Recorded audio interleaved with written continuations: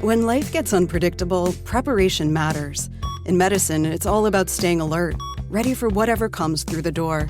On the road, it's no different. That's why Volvo designs vehicles to help anticipate risk, reduce harm, and protect lives. The Volvo XC90's advanced safety systems inspire confident decisions wherever the road takes you. The Volvo XC90, for life. Proud sponsor of the Pit Podcast. Learn more at volvocars.ca/safety.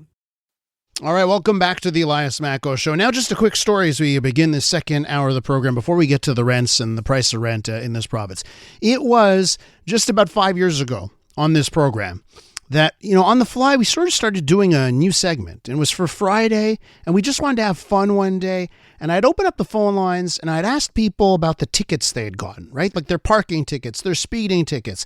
And it worked. I mean, it was just people were calling in. I was taking their case. I was somewhat passing judgment on them depending on what kind of ticket they got.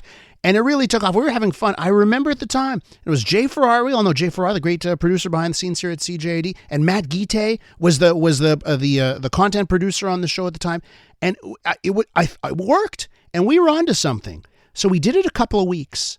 And then the following week, the COVID started. It was 5 years ago. So remember what happened then. We all lost our minds. We turned into 24/7 COVID coverage, and we dropped the traffic court segment. Never returned. Few weeks ago, we said, hey, let's do a traffic court thing, right? And we had a caller call in. They got a ticket in a handicap spot, and it took off again. We have repeated it now. It took off last week. So in half an hour's time, at 10:30, get your stories ready. You can send me a text right now, by the way, if you'd like to preload yourself, 514-790-0800, because traffic court is back and in a big way. We will do that just after the 10:30 news. In Transit Now on Fridays will be our traffic court segment. I'm super jazzed. Okay, switching gears. Let's talk about the rent. On Tuesday, Quebec's rental board approved a rent increase of 5.9% for 2025. It's the highest in 30 years. Housing advocates say this will all just worsen an already dire housing crisis. There's just a 2.1 vacancy rate in Montreal.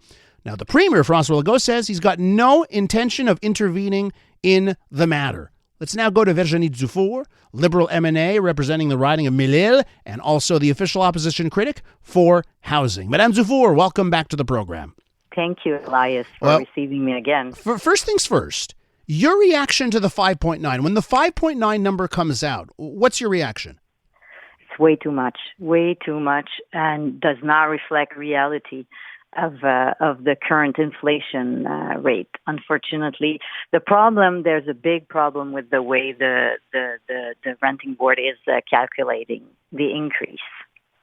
Okay, and now listen, I'll just say this. I've heard from landlords, and they say au contraire, right? And if you look at the things that landlords have to pay, the cost of plumbers, the cost of certain materials and certain tradespeople that do repairs and renovations, the cost of their mortgage, right? I know interest rates have gone down a bit, but someone that did their mortgage 5 years ago versus renewing today, it's a significant increase. And they say 5.9, thank goodness we needed that. What do you say to that?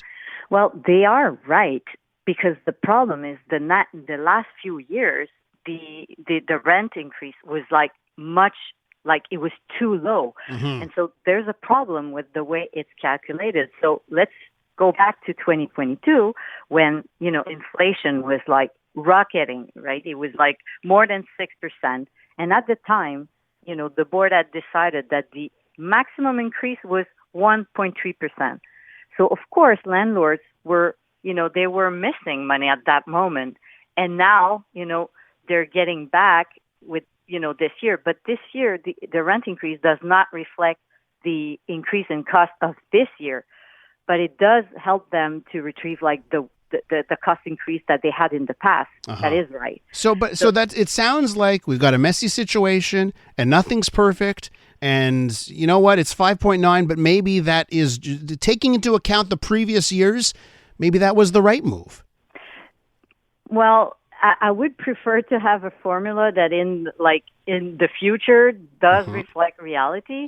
And, even like the Tenants' Rights Association and the Landlords Associations are both asking the minister to review the formula, the way it's calculated, because in the past it wasn't showing too much that there was a discrepancy with reality. But they were complaining, landlords were complaining 10 years ago about this. And now now it's the tenants that are complaining, but in reality, there's like a problem. It's outdated, this formula.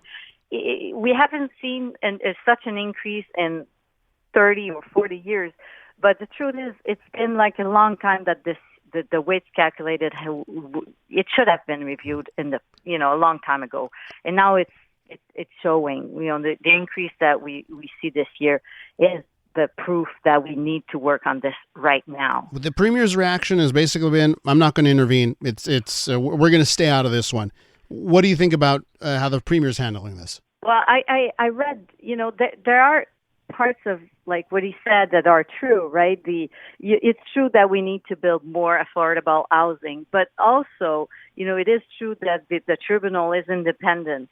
But the formula that they are using, they are coming from, the National Assembly, and that we have to work on. The minister should be working on it right now. Oh, what let me ask you this. That's probably the better question. How do you think the housing minister has handled these affairs in general? I don't think it's just this decision. There's a litany of decisions made that I think a lot of people have issues with. What's your take on the housing minister? Unfortunately, the way she's been reacting shows a lack of empathy. But in reality, I don't think she lacks empathy. And it's just the way she's been reacting, and it's not been good for the people that right now are struggling with higher costs on everything. I'm sure they would have preferred to have a better show of empathy from the minister. Okay, here's one thing that really did shock me. I didn't know this, and it was the Premier that pointed this out, that right now the Quebec government helps more than 100,000 families pay the rent. Yeah. I'm just shocked that we live in a society where we lack so much wealth that the government's got to help pay the rent of more than 100,000 people. How do we change that? I mean, this is a big question, I imagine. But what are we doing wrong here in Quebec to foster a society where government doesn't need to pay the rent? What are we doing wrong? We need to invest more in affordable housing, that's for sure. You're talking about a whole ecosystem, but affordable housing is important. And, we call it in French, hors marché.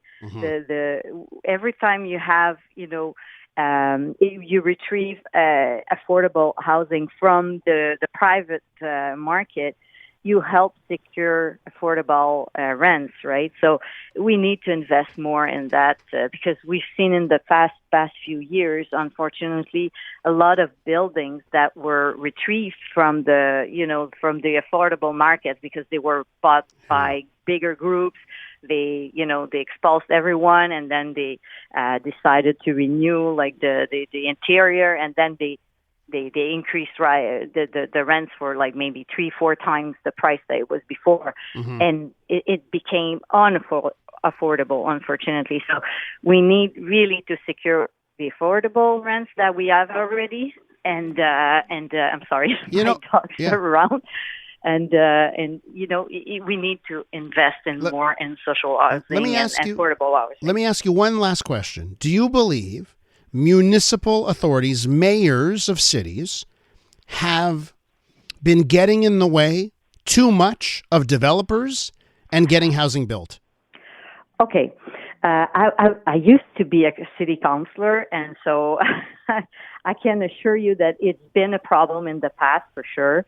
I'm sure there are a lot of mayors that want to do better, but it is true that in some cities it's been difficult to build. I've heard that from a lot of promoters. even when I was a city councilor, and still now I hear it. Although we know that there is, an urgency, it's not an easy situation for the mayors because they get a lot of pressure from their citizens sometimes, to reject some projects. But we need to build more right now. That's for sure. Madame Dufour, we got to leave it there. Thanks so much for coming on. Thank you. Thank you so much for having me. Virginie Dufour is the M&A for Mille-Îles and the official opposition critic for housing.